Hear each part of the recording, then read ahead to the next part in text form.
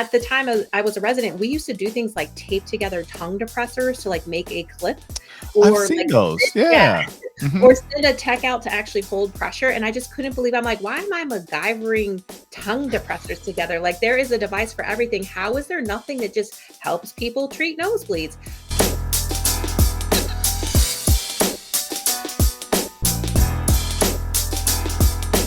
Are tuned in to the Money Script podcast. Today we will share strategies to help you grow your financial literacy and improve your money script.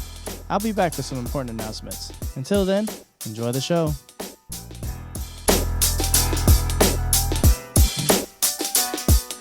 Welcome to the Money Script podcast. It's your host, Johannes Harrison. Happy New Year.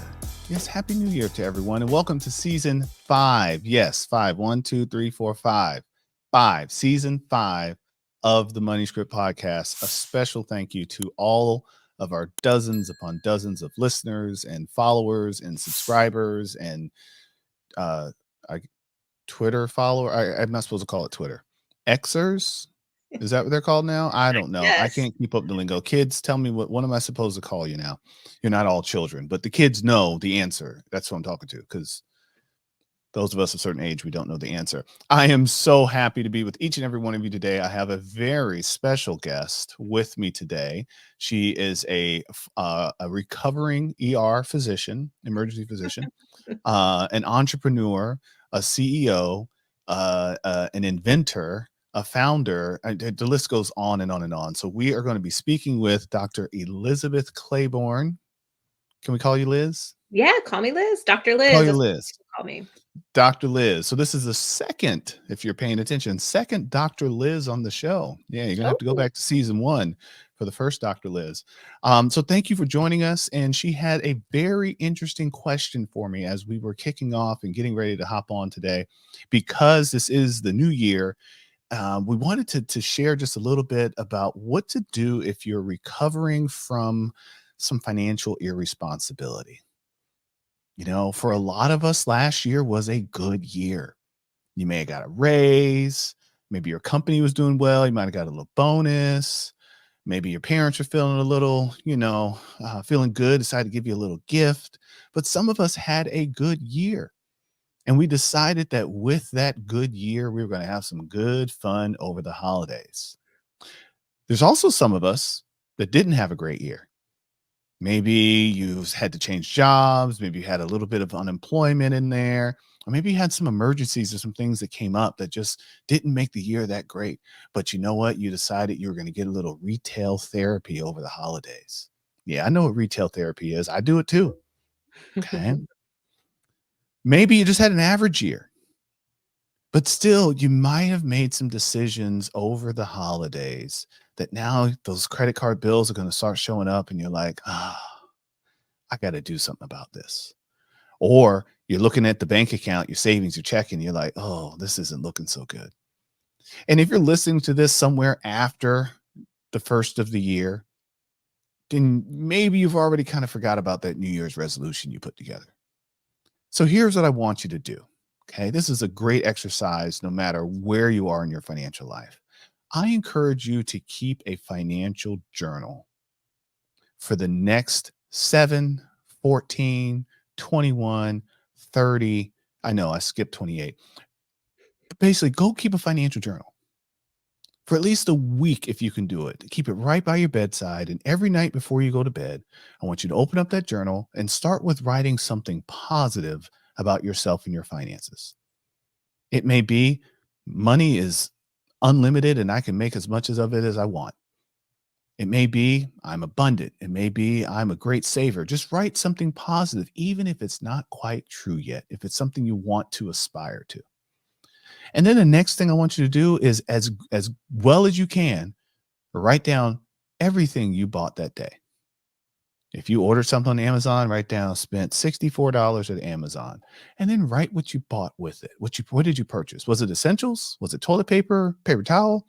Or was it just a cart that was sitting there? Or was it probably a return? I mean, if it is January, you probably got a bunch of those things going on where you exchanged something, so you had the money, so you spent it again. Okay. But whatever you spent money on, do it from memory. Whatever you remember spending money on. If you swiped your card to get some gas, whatever it is, And then grab your phone and go to your banking app or credit card app and see how well you did with what money you spent. You might look in there and say, oh, well, actually, I paid for electricity today too. Write that in the journal, but keep that up for a week.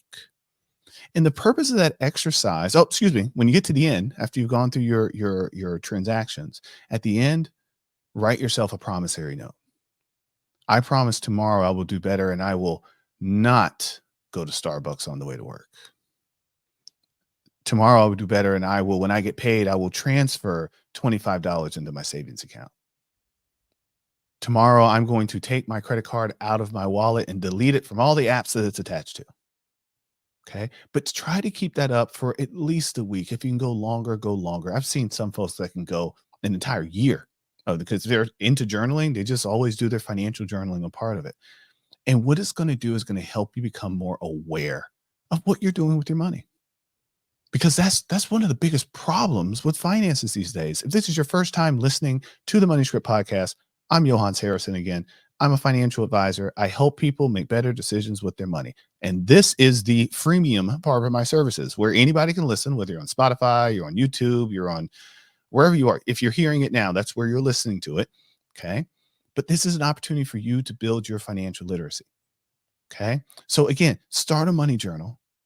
Become more conscious and more aware of the financial decisions that you're making. And I promise you that over time, you will start to make some better decisions because now, like I said, in this complicated financial world, it's hard to keep up with everything. I almost said Zillow, Zelle and Cash App and Venmo and PayPal and Apple Pay and Google Pay and this credit card and that credit card and this checking account. And it's a lot to keep up with. So if you can find ways that you can consolidate that information so that your brain can look at everything at once, it will help you make better decisions in the future. So with that, thanks for tuning in for our, I'll call it a current event. Yeah, I mean, that's always current, being Absolutely. current with your money. Indeed. So let's move on to Dr. Liz. Dr. Liz, we met at ASAP. Yep. I think it was ASAP. Yeah. Yes. American College of Emergency Physicians. That's correct. That was in Philadelphia. Yes, Philadelphia last year. City of brotherly love. And that was my first time in Philadelphia. How about you? Was that your first time in Philly? No, I've been up to Philly a couple of times. It's a popular place for conferences, and I go to a lot of conferences, but dare I say it's not my favorite East Coast city. I like where I live in Maryland, right next to that DMV. Oh, okay. So Maryland. Okay, got it. Maryland. So Philly was I enjoyed it. There's some good food in Philly. Definitely. I've also spent a good amount of time in the Maryland and DC area. My favorite on the East Coast, though, has to be New York, hands down.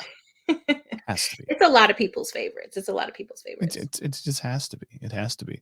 So, Dr. Liz, I believe we were at a social event, and you had a little box in your hand and this thing hanging off of your nose. Tell us a little bit about your wonderful invention.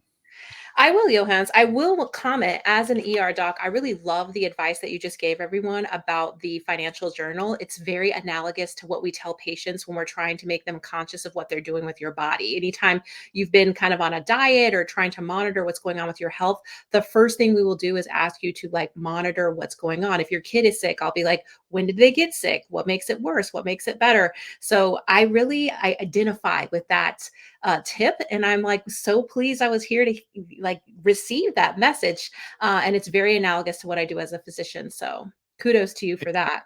It also fits in with business owners. For business owners, if Absolutely. you make decisions with large amounts of money for your business, if you are in that role as a business owner, you are in that role, no one's really doing it for you. It's a great exexercise to do there as well.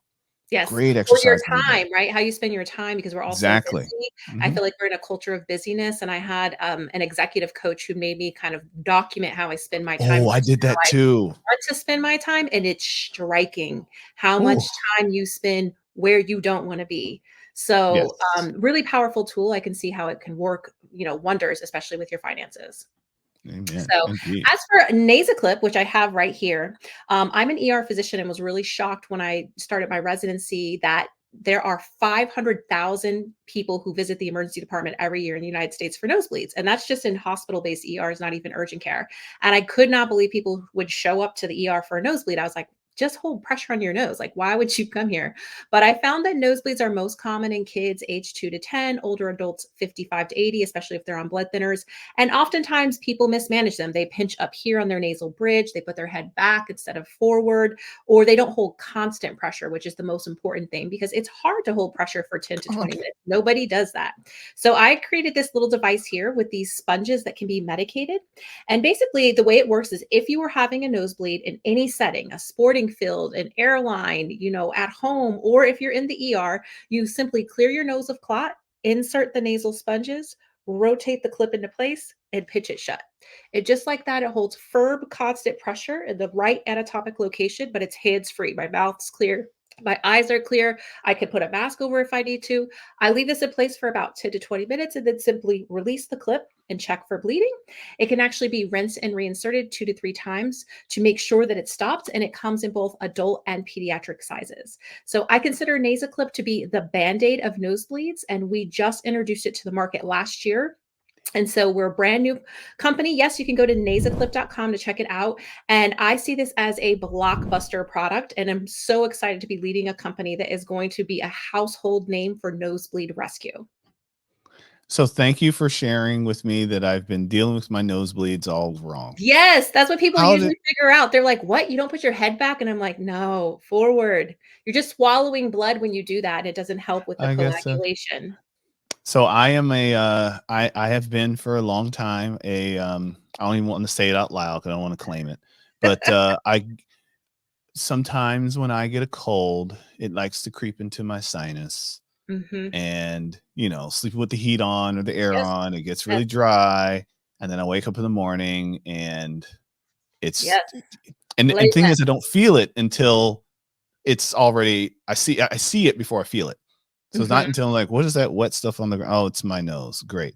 But the immediate reaction is head goes back and I'm pinching like at the top of the bridge of my nose until I can like put something on it. And I just keep my head back until it stops.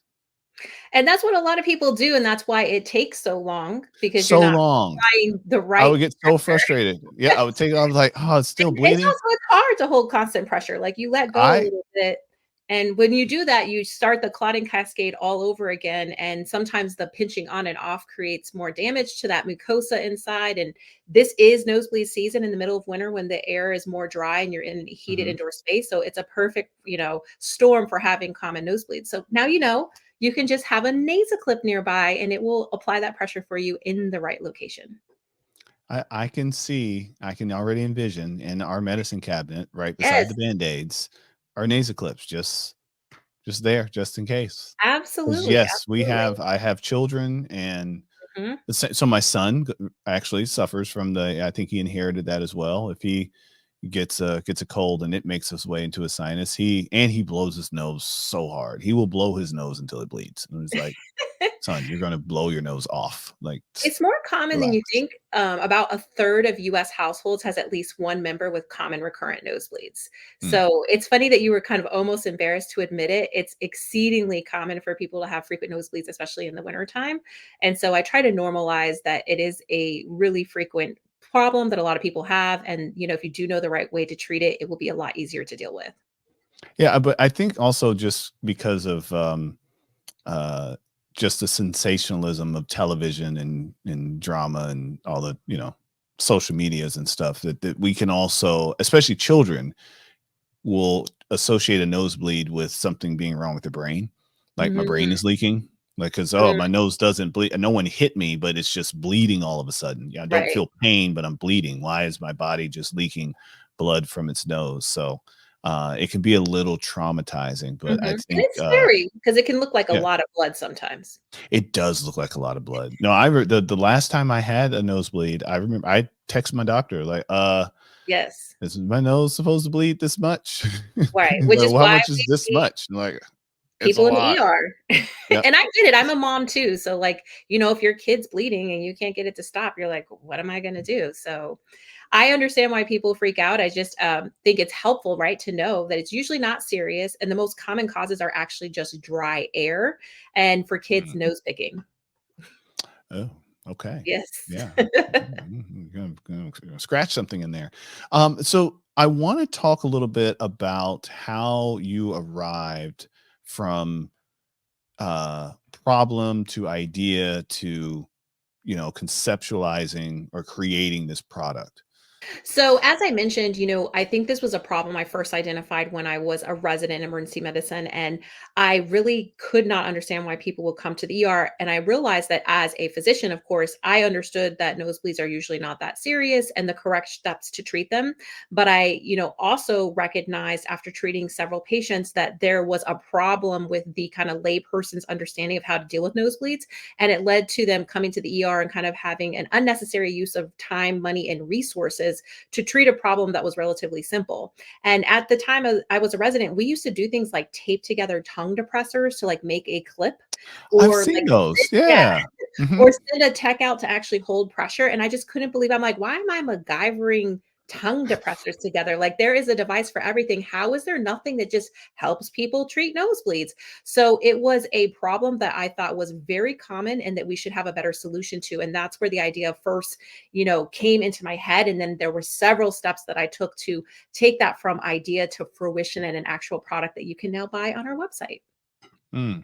Now, so did you seek help to, or I mean, let's go all the way to the beginning. Like, what came first, the business Yeah, plan or the product or I mean, how did you get to the piece of plastic? Like, sure. what were the Sure. steps in between? Because I meet a lot of people that have great ideas and they Mhm. don't know how to get them out of their head and onto a Right. shelf. And you're there, your shelves, and you're just got there recently. Yes. So I feel like you're a little bit more attached to that beginning phase. And I'd love if you could share a little bit more about that process.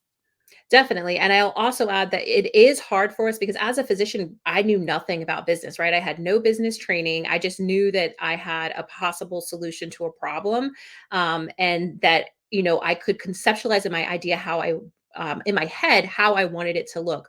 The first thing I did do is reach out to, at the time I was training at GW, George Washington universities where I trained, their innovation center. And I entered in a DW Mm, business plan competition. So I did get really good insights in the beginning to, if you have a potential solution, right? You need to make sure that first of all, before you pour your blood, sweat, and tears into this idea, that you validated that there's a real market, that somebody is going to pay money for your solution. Because a lot of us think we have a good solution, but maybe we don't. And in the process of going through that program, that's where I started doing my, patents, and I had my preliminary patent filed, which helped me kind of flush out the design of how I wanted it to look. I also got some great insights from participating in the NSF, the National Science Foundation I-Corps, which is a government program which provides grant money for you to do the customer discovery. And we went out and interviewed a lot of people, moms, athletes, pharmacists, doctors, about how they treat nosebleeds, and then asked, would this be a solution they'd be interested in? And so we really validated that product market fit before we moved forward substantially with the business.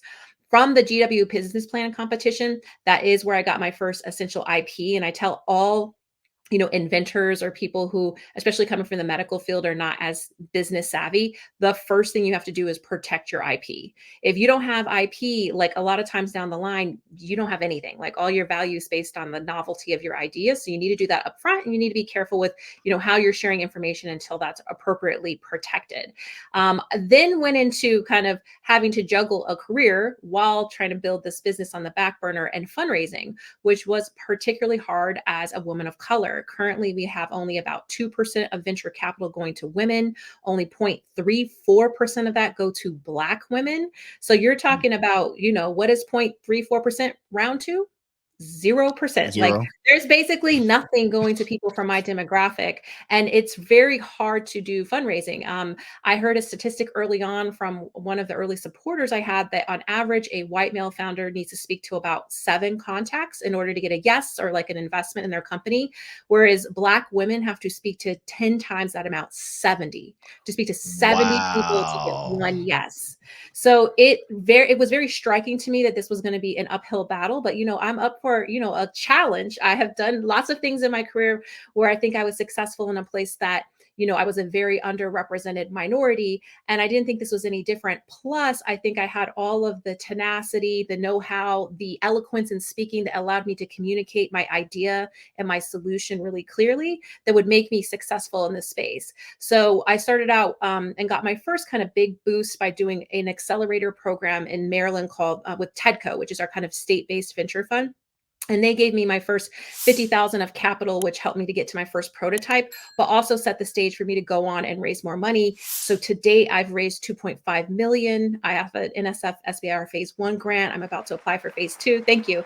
And I'm in the middle of a $4 million raise. So, the stakes keep getting higher and higher. And so I just keep leveling up my goals. Like now I'm determined to make this a, unicorn exit, which is like $1 billion exit. I think the market's big enough to do that with the additional technologies we have. Let's And I'm go. trying to be super visible with my climb because I think it's so important for not only investors to understand the value of investing in women of color, because we outperform other counterparts all the time. I think because our culture drives us to, make a dollar out of 15 cents and be innovative and hustle. Like that's just part of our kind of, fabric of how we're raised. And so we're actually very well suited to be in positions of leadership in startup companies because there's a lot of growing pains that come with that.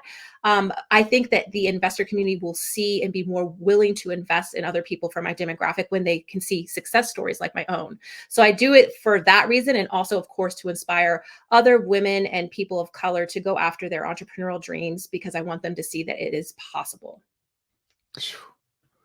That's the clip right there. Thank Excuse you. me. Ooh, that one got stuck in my throat. Man, that was beautiful. Beautifully said. I did not know the statistic of 70 to 1 Yes. for Black women. Mhm. That's a lot. That's a lot of no's. That's, I Exactly. mean, Exactly. I'm in a sales sort of role, so I had to deal with my fair share of no's, and it was. I'm not at all going to say that it was that hard as a young Black man to raise capital. It was difficult, but it wasn't 70 to 1. Maybe 15 to 1, where my counterparts, white male counterparts, were probably 4 or 5 to 1 first starting out. But Yeah, I mean, the ratio is 10 to 1, but still, like, it's more challenging than you may think because it's not just that you have to talk to that many more people. It's hard on your psyche. yeah, It no, will no, make it will that's a make lot of you rejection.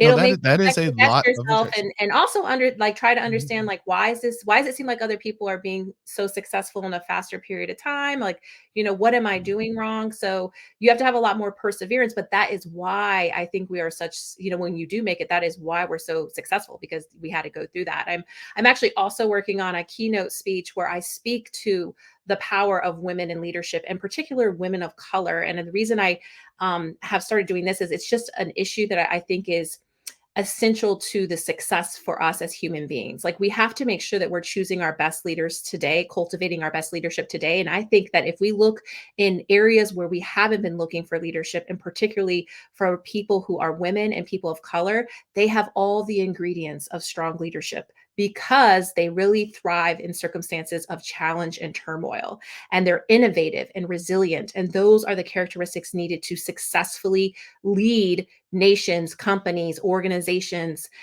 governments, especially with the challenging times that I'm sure we'll have in the future. Absolutely. Absolutely. So did I hear you say you're coming to a TED stage soon? Is that what I'm I have done a TEDx talk already, actually on advanced okay. care planning during COVID, which I encourage everyone to check out. You can look me up, Dr. Elizabeth Clayborne. It was TEDx Cape May in 2020 Okay. about the importance of speaking about death and dying and advanced care planning, which I am very passionate about. I have a bioethics master's as an aside to my MD.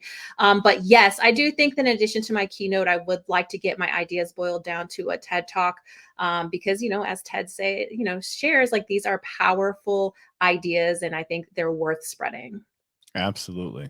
Absolutely. We'll put the link to the TED Talk in the show notes, as we always Absolutely. do for all of our TED stars that come and bless us on the Manuscript podcast. So I want to segue into our favorite part of the show with a little bit of a twist. If you've been with us for the past 4 seasons, our favorite question to ask our guests is to share with us their first memory of money. But Mm, now there's going to be a twist.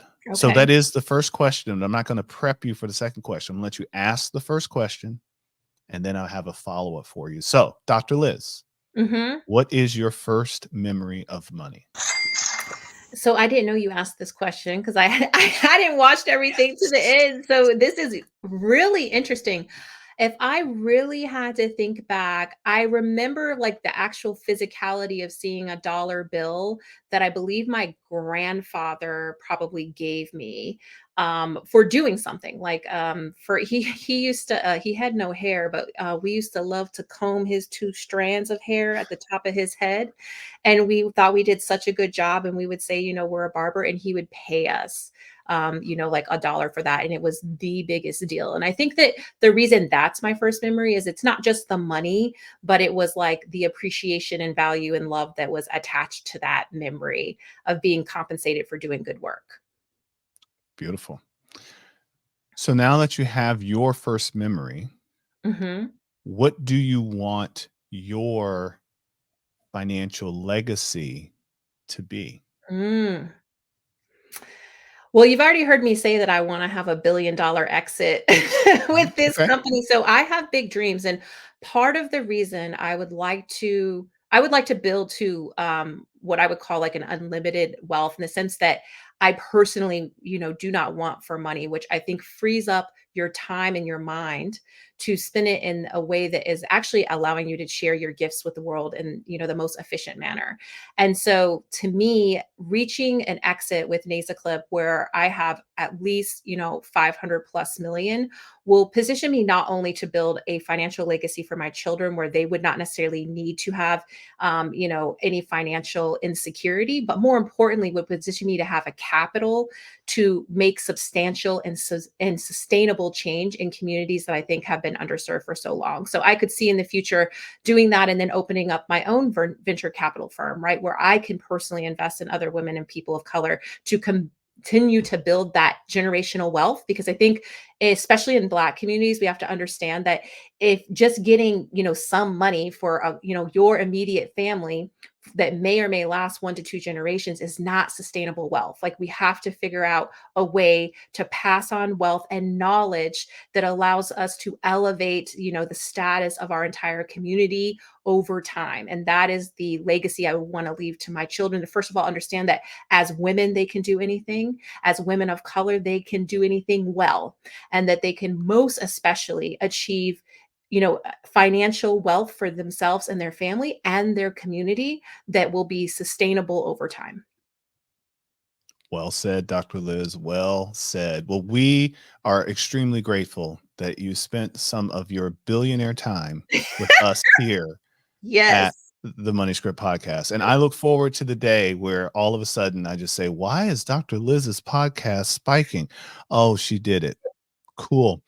All right. I look forward to that day. It'll be a glorious day. So, for those of you that are interested, especially for my medical community, so Dr. Liz, I don't know if you're aware, but the reason I attend ASEP is to engage with the medical students and the residents that are there, because I know they're going through dark financial times, and I Mm, want to assure them that there is light at the end of this tunnel. However, when they get out to the light, they better be fully clothed. They do not want to be financially naked. So right. get some to be able to get a firm understanding of how their finances work when they go from making $4,000 a month to $40,000 a month overnight in most cases.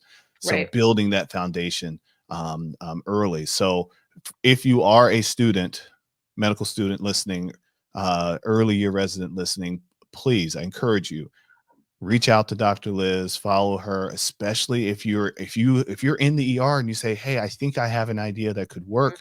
You have someone that has taken something from idea to on the shelf that's here. And if you want to get some NasaClips in your hospital, That's right. because that's what this is all about. If you want to get some NasaClips in your hospital, all of the links are down below. But just in case you are, riding your bicycle or driving and you can't write something down, Liz, why don't you tell everyone where to find it? Absolutely. So you can get all the information about NasaClip and background about me at NasaClip.com. That's NasaClip.com. Wonderful. Wonderful. And of course, like I said, all the links will be in the show notes. Thank you so much for spending some time with us here on the Money Script podcast. I hope that you gave some thought to your first memory or memories of money. And I hope that you're starting to think about that new question. What do you want your financial legacy to be? Just know that your legacy begins right now. And with that, we'll see you next time on the Money Script podcast. Don't forget to like, share, tell a friend, tell a friend, to tell a friend, and we'll see you next time.